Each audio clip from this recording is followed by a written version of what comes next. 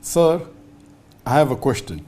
Is it permissible to open the Holy Quran on the phone without performing wudu? Open and read it? Jazakallah khairan. The question posed was that is it permissible to read the Quran on the phone, on any smartphone, and now it's available. There are many Quranic apps. You download it. So if you open on the phone without doing wudu, can you read it, or is it compulsory even while reading the Quran on the phone, iPhone or tablet, you have to have wudu? Regarding the question that can we touch a Quran, now I'm talking about the Musaf, then I'll come to a tablet or electronic device. First we'll discuss on the topic, is it permissible to touch the Quran, the Musaf of the Quran without wudu? There is a verse in the Quran where people normally quote of Surah Waqia, chapter 56, verse number 77 to 80, that none shall touch the Quran except those who are mutahhareen. Now this, people prove from this verse that because of this verse, the Quran is very clear cut. Allah says that no one can touch the Quran except in wudu, you have to be pure. This is a misconception. If you read this verse in the context of Nuzul Quran, whether you read Ibn Qasir or any of the tafasir, it says that this verse was revealed when people laid an allegation that the Prophet is receiving these messages from the Satan. So the verse was revealed, none can touch it except those who are mutahhareen. Now this, what they're talking about touching, is not the Musaf of the Quran, it's talking about the tablet preserved.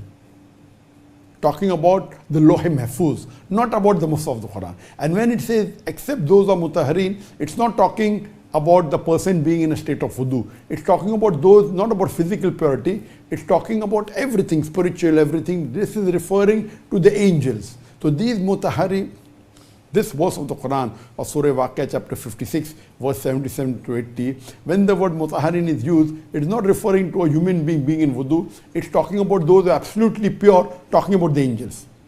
So anyone using this verse of the Quran to prove that you should be in wudu is totally wrong. This is talking about the Lohe Mahfuz, and it is referring to the angels, to reply to the allegation that the Prophet is receiving from the Satan. So Satans cannot come anywhere close to the tablet well preserved, where the original Lohe Mahfuz is there.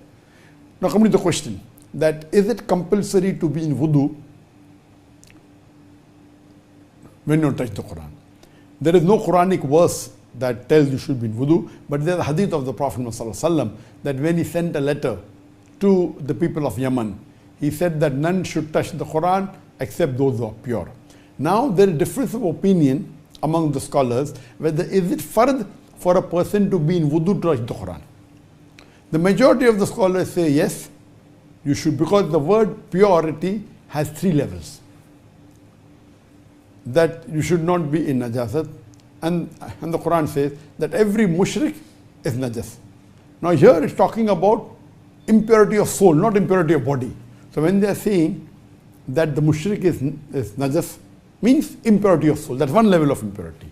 The second is, if a person who is in janaba, he is in major impurity or ceremonial impurity. Even though he is called, he may not be in wudu, and if he is not in najasa, he is not in ceremonial impurity, if he is not ejaculated, if he didn't have a sexual intercourse, if the lady is not going under menstruation, then she is yet considered pure even if she is not in wudu, but that's called as the minor state of purity. And the third level is, if you are not in wudu, if you are in wudu, then you are totally pure. That means you are not even in minor impurity. So 3 types of impurity. One, impurity of kafir or a mushrik. The second is impurity of najasa because of menstruation or ejaculation. And third impurity is if you are not in wudu. So if you are not in wudu, then you are in minor impurity. If you are not in wudu, then you are in minor impurity. If you have done ejaculation or menstrual cycle or intercourse, then that's called a major impurity. So scholars differ. So, but the majority of the scholars say that you should be in wudu to So the scholars differ. What did the Prophet mean when he said what type of purity he meant that you should be touching the Quran? So if it meant that purity of only of the soul, that is for non-Muslims, or if it meant only purity from the major impurity, that is ejaculation or menstruation, that means, okay, fine, you can touch the Quran if you're not in wudu. If it meant that you should not be in minor impurity also, then you should be in wudu. So the majority of the scholars say that you should be in wudu, but there are scholars who say there's no evidence, so being in wudu is not fard. But all agree it is mustab to be in wudu. So while touching the mushaf of the Quran, it is mustab to be in wudu. Some scholars say it is fard, some scholars say it's not fard, but those also who say it's not fard, they do agree it should at least be mustab.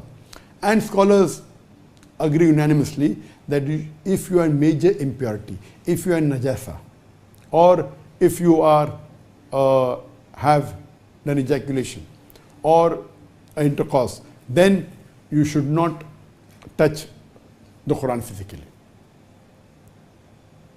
Now coming to the question that whichever scholars you believe in, whether it's a fard or not to be in fard, can we touch the mobile? Can we open the Quran on the mobile and read it, or on a tablet or on a computer or any electronic device?